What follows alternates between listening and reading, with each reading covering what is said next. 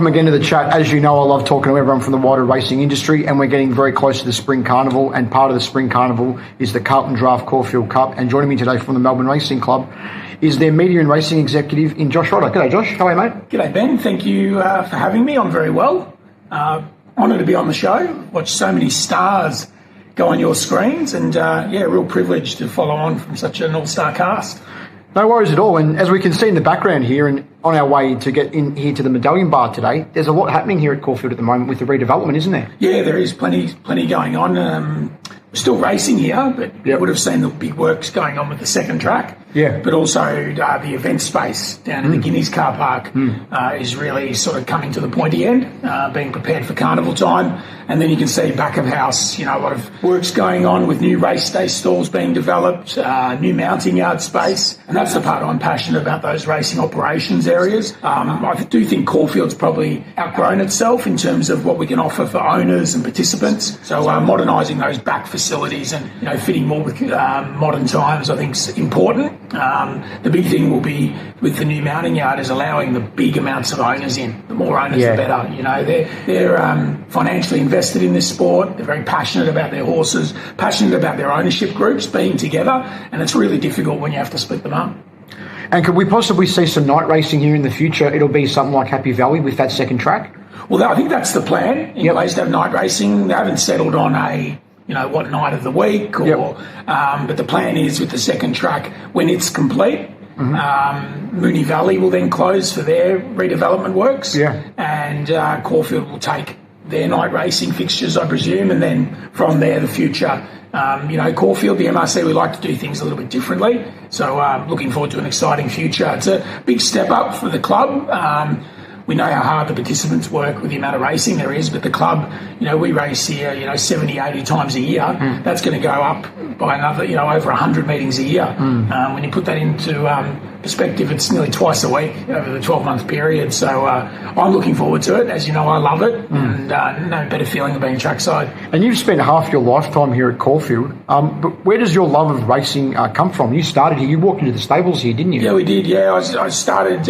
One of my school teachers, John Locko, organised work experience down at the stables with Rob McGuinness, that was my first entry. That would have been 1990-ish, and first entry into the sport, into the behind the scenes, and actually learning about the core, the animal and the preparation of the racehorse and the hard work the staff and the participants do. So it's a bit of an unusual for me. Like, I've got no racing background, no horse background.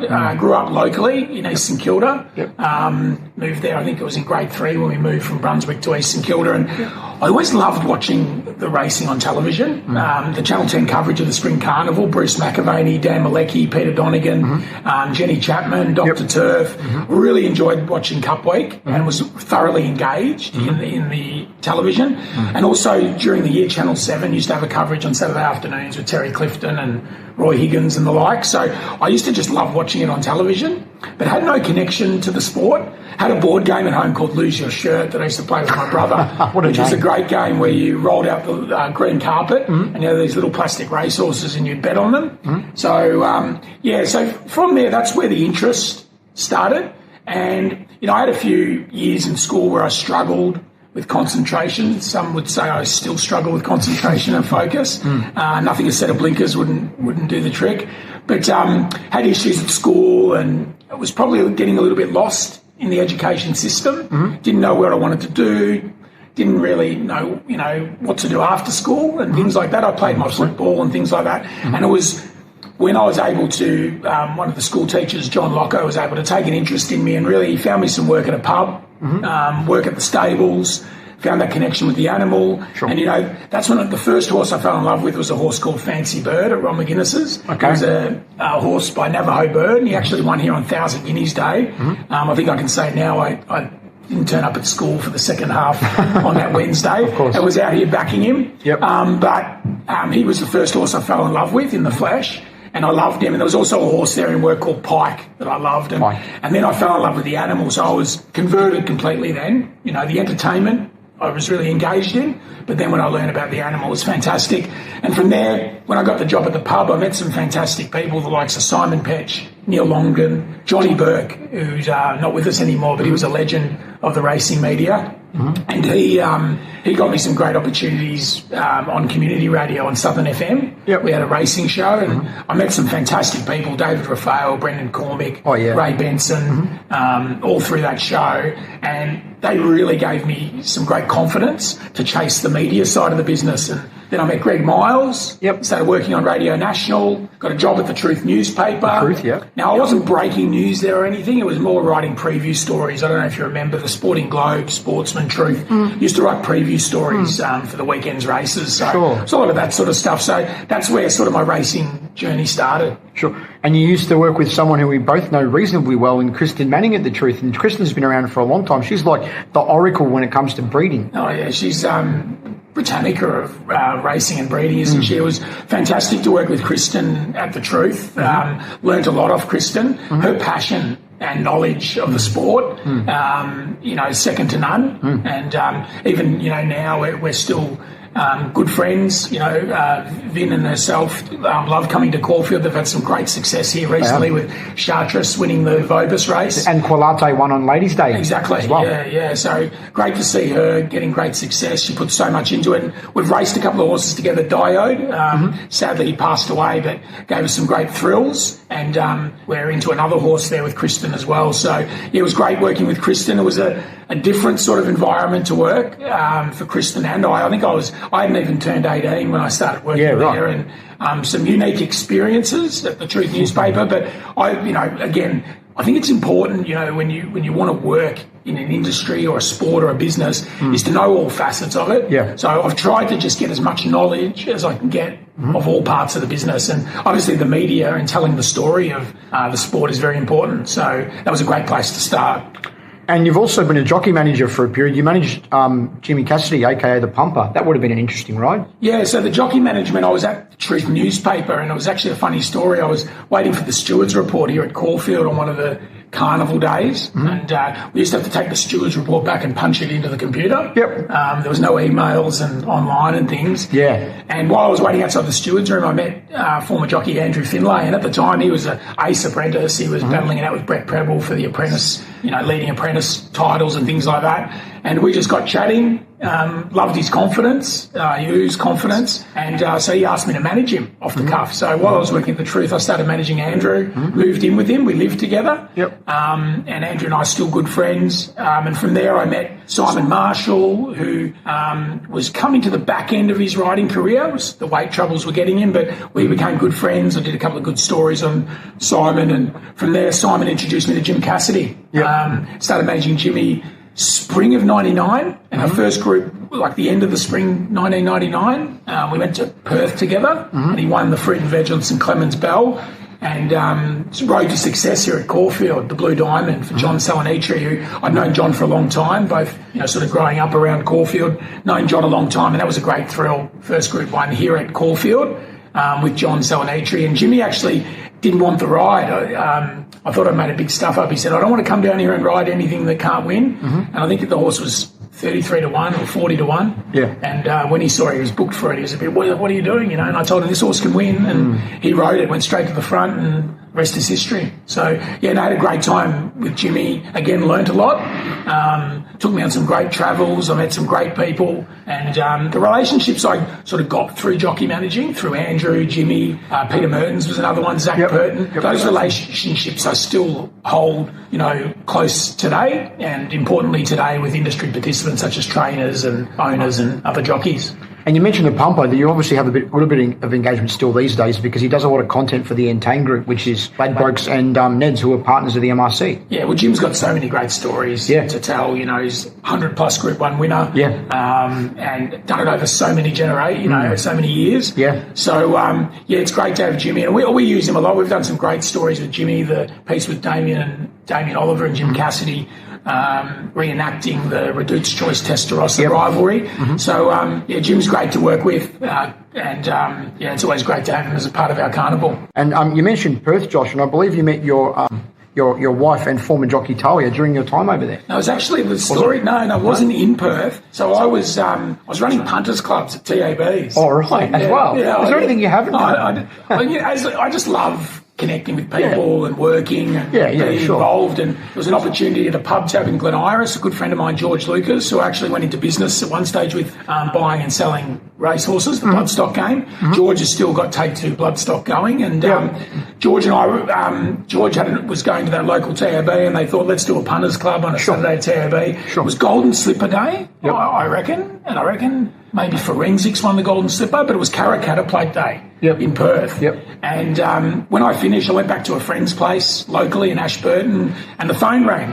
And it was a good mate of mine, Paul Dyson, ex-jockey. His son Taj Dyson's doing great things in Perth at the moment as an apprentice. And he rang me and said, Josh, I've just met your future wife. I said, really? He said, yeah, here. Puts on. It was Talia. Talia started speaking Hebrew to me, and I couldn't speak Hebrew. Outside Shalom. Hello. And soon I said, English, please, English. And we chatted 5-10 minutes, and I said, let's connect. And from there we connected. And what I loved about Talia is you knew where you stood, black and white.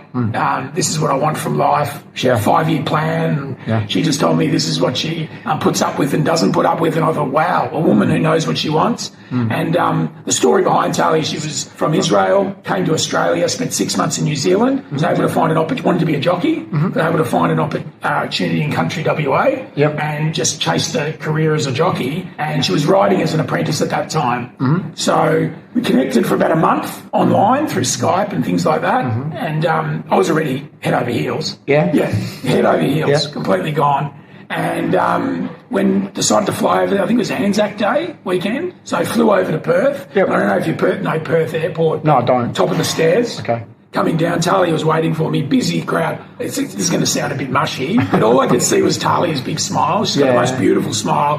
I went down the stairs and just planted the biggest kiss I'd ever planted on anyone before. And I was just totally in love. And from there, spent some time. I was travelling in Europe, had a bit of a wild trip in Europe, and then came back and said to my family and friends, I'm going to move to Perth and live with Talia. So I drove over there. You drove? I drove to Perth across the Nullarbor with my parents. And Talia had spent some time here travelling with some of Fred's horses and moved there, and I wasn't working and found an opportunity at Perth Racing. A good friend of mine, Marty Young, who I'd met through Jimmy over the years, and said, what are you doing? I said, nothing. I said, got to get you into Perth Racing. So from there, the CEO at the time, Alastair Robinson, hired me. Loved my time in Perth. Perth Racing, the people there, they love their racing. And it's just a real racing family in WA. Generations are following on from parents and uncles and aunties where they're riding, training, owning horses. So I was there for about 4 years, had a great time, still got many great friends now. And then that's how I sort of came back to Melbourne. The CEO, Alastair Robertson, got the CEO job in Melbourne and said, if you ever want to come home. So Charlie and I were keen to get married in Melbourne, closer to my family. And so we got married at Moonee Valley. On the, out the front of the Sunline Suite. The reception upstairs, had a great time. And started working at the Melbourne Racing Club in 2010. So it's been a bit of a full circle from walking in the stables as a young man at Caulfield. Very much so. And you mentioned travel. I know you love going over to Japan and you have a big love and interest in Japanese racing. What is it that you like about Japanese racing so much? It's just racing at its purest form. When you go to Japan and immerse yourself in the racing culture, and I don't think it's just racing over there. They just do everything really well in the purest form, whether it's the food or the art. I'm a big fan of the Ghibli studios, the Japanese anime. Everything they do is just the purest form. And when I went there, I had some connections there. A good friend, Hiroshi Hando, who had been here with Mr. Yahagi's horses previously. And he was fantastic at opening doors for me and connecting me with the racing community in Japan. But you realise why you first fell in love with the sport when you go there. From the fans sleeping out the front of the race course, just to get, not to get a seat, to get a spot close on the ground. Yeah. They throw a mat on the ground and they're there with their form guides, their betting tickets, and they're immersed in who's going to win. And their cameras too? Yeah, all taking photos. They're wearing soccer tops, footy jumpers in the colours of stables and horses. Wow. There's banners around the mounting yards, with messages and all positive messaging. And they know it inside and out. The jockeys, the trainers. The jockeys are often pitching the first ball at the start of the major league season, like a Mirko De Muro's doing the first pitch. They're famous there. Christophe Lemaire, Yutaka Take, Yuka Kawada, and then the trainers are also legendary. And then the more I went back and explored, the Hokkaido breeding farms and how the horses, are bred and then educated, from foal age. They're handled and walked and exercised and, they've really taken all the knowledge of the world of the thoroughbred and taken the best of everywhere and put it together. And it's taken some time, I think, for them, a generation or two, but it's the best racing in the world now. They're prime time racing. So I love it. I miss it. I haven't been back for a few years and looking forward to getting back, and I've built some great connections there. I've got friends I call family there. And I've got plans in my head. I'd love to send my son and daughter there when they're teenagers, to learn the language and the culture and, immerse themselves in Japan. And you mentioned how passionate they are. I've seen on the TV replays and that scene, they chant the horses' names and they get a crowd of 100,000 people there. That's we think Cox Plate Day or Melbourne Cup Day or Caulfield Cup Day is huge, but there it's even bigger. Yeah, so I was there. I never went to a Japan Cup, but I was there for the Derby, which is probably their biggest Tenno show? No, the Japan Derby. So 120,000 people chanting before the race, clapping, and that's the race. The winner of the Derby becomes a hero. They're therefore going to become a stallion and live on for the Japanese fans because they follow the stallion, the hats, the merchandise, everything, the plushies. I was there for the Derby and it's amazing. It's infectious, and it really, as I said, when you go there as an Australian racing fan, it reminds you of why you fell in love with the sport. And they just recently, this week actually, they had the JRA Select Sale, and just the way they conduct it, it's very different to how we do it here. It looks like a really cool, amazing experience, and there's only a small amount of lots on both days because, like you said, they breed for quality, not quantity. Exactly. I haven't been to the sales. Yeah, Mick Kent Jr. was over there this week. Yeah, and I saw Suan, Mini Valleys there as well. Yeah. Be great to chat to them about the Select Sale. But I haven't been to the Select Sale. I've obviously been to the farms, Northern Farm and Awaki Farm and various farms, and unbelievable, where these horses are born and raised, and even their retirements. The legends are retired back to these farms. And they're looked after, and they're always heroes in the fans' minds and the participants' minds. You always look good at the track, and you're known for your bow ties. Is there any particular inspiration for that? I don't know, but both my grandfathers were I remember them being sharp dressers, and when I was at my grandparents, I was a big fan of, I used to watch the old movies, the Saturday matinee with my bubba, which is Polish for grandmother. And I used to love watching, Cary Grant, Humphrey Bogart, Errol Flynn, too? Not so much. The Hitchcock films, Billy Wilder films. I'm a big fan of the Billy Wilder films, Sunset Boulevard and Double Indemnity. But everyone was sharp dressed, and I thought, I want to dress like that when I'm older.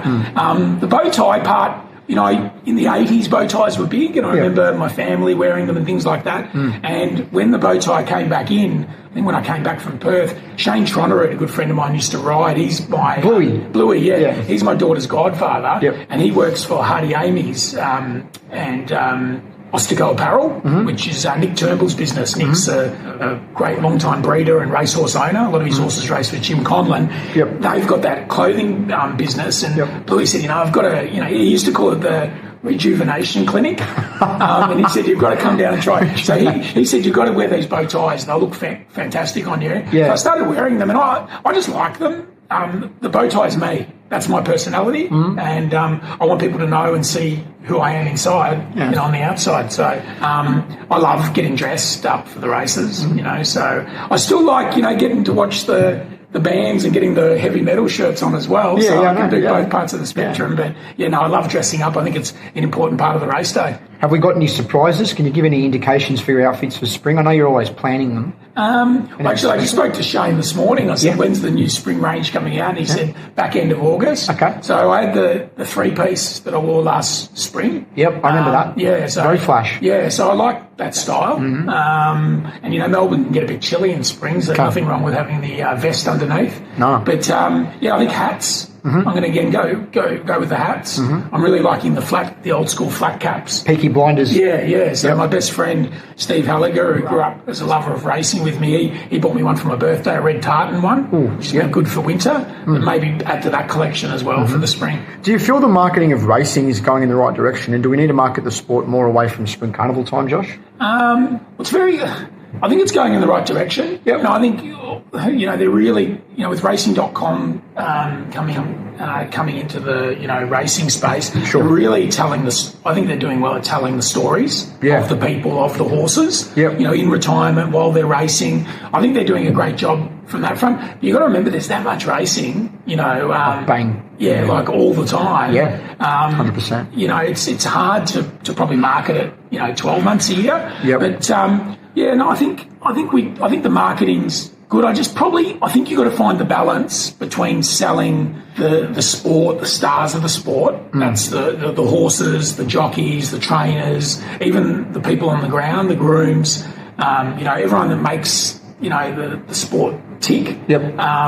Over the betting side. Obviously the betting's huge because of it funds, the record prize money we've got and things like that. But there's got to be a balance, because I know with me, when I was younger, my parents were freaking when I said I wanted to, get involved in horse racing. They didn't have any experience in it, and straight away they saw the gambling side.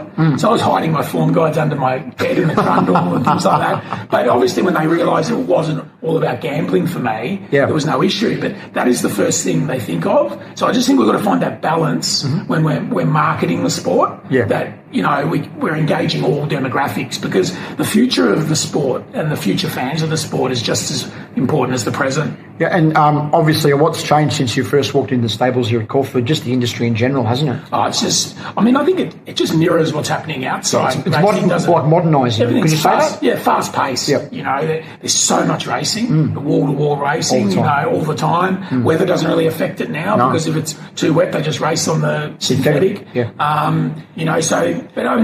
So there's a lot of it. It's fast paced. It's hard to keep up. And now with the states going in different directions, I remember back in the day there used to be a bit of a flow with all the carnivals. Yeah. Sydney had autumn, Melbourne had spring, Perth had the summer, Queensland had the winter. It's a bit, you don't know where to look, and it's hard to keep up. Yeah. And I think, the racing.com, Sky Channel, all the online services and they're all doing a great job, I feel, with the information that the punter gets. The punter's an important part of the sport, and they need as much information as they can get to be able to, bet on the sport and contribute to the sport. So I think the information changes, the digital sectional times and, accurate timing and, things like that. The digital form guides, the jump outs that are now on racing.com. Being streamed. Streamed, but also in the form guide. Yeah. So you can look, do the form and watch a jump out. I think that's all, really, really important.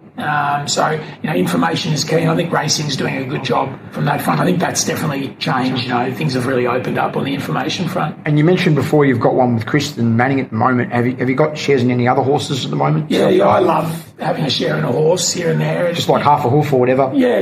It's great to connect with various friendship groups and different parts of the racing community. I've got a promising horse with Lindsay Smith, small share, called Bellman. Hasn't had much luck this time in. He's gone for a break.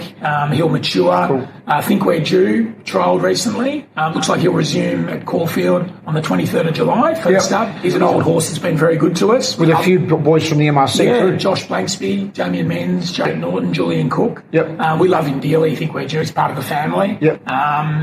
So they're two horses that, and we've got Japanese filly that Leonard Russo went over and purchased as a foal. So it's in work with Phil Stokes, a couple of weeks off a trial by Isla Bonita. She's a beautiful filly, moves well, real athlete, and got to So You Think that I'm involved with some mates out of Philip Stokes called Lavish Thinker, who's trialling, in the midst of trialling and going through the education process that got high hopes for. So, yeah, I love it. It's great to be, get to the races with friends and like-minded people. And away from racing, what does Josh Rodder like to do in his spare time? So for me, family. Yep. I love spending time with my family, and I think since COVID I've been able to find a balance. It's not easy in racing or in sport with weekends being taken up with work, but just finding a balance. We've got a great team here at the MRC racing team with Julian Cook, Jake, Justin Darcy, James Brownlee's just come on, which is a great support, and realising that you can delegate and we can share the workload. So for me, family and soaking up that quality time with them. You blink and you miss it, kids growing up, and just creating memories with them. I love keeping fit. That's something, once I had kids, I thought, I'm going to have to run around with these kids. I want to keep fit. So I do something sort of every day during the week to keep fit. Love music. Live music, listening to music, soaking up music documentaries. Going to gigs? Yeah, gigs. Love it. Love movies. Love the arts. Went to the theatre with Talia recently. Movies, arts, theatre, exhibitions. Getting away from it and just, so really enjoy the arts. And last but not least, what can everyone coming back here to Caulfield for the Spring Carnival expect? Because it's going to be obviously reduced capacity, but the first time we've had crowds back here at Caulfield. Yeah, it's going to be exciting. Yeah, I was saying recently to some people, it's hard to know, isn't it? We haven't had crowds for 3 years, for a couple of years now. So, how many will come? What sort of the style of crowd will be? What will everyone wear? What will the fashion be? Post-COVID. But it's hard to know. But there's some great planning going on. With the event space. Sure. The corporate areas are going to be a lot closer to the track. Yeah, good. Looking to put a lot of, spice up the members areas. Connections will be out the back. I think very proud of what we offer owners. Yeah, so absolutely. Ned's Connections, they're going to really add some racing colour to the Ned's Connections area with some banners of some of the great horses that have won Ned's races here. But the food offering's second to none. It's great. So that'll be going again. So, it's going to be exciting this spring. Caulfield's always been a carnival where the next star is launched. Yes. We've seen some great Guineas winners and Cup winners. Blessed, the last 2 years, sadly, without crowds to see incentivise a very elegant win. Yes. Caulfield Cup. So who will be the next star? That's the question. But, looking forward to everyone being back and us putting on a good show. Josh Rodder, thanks for joining me, mate. Thanks, Ben. It's been great to talk racing with you. Thank you.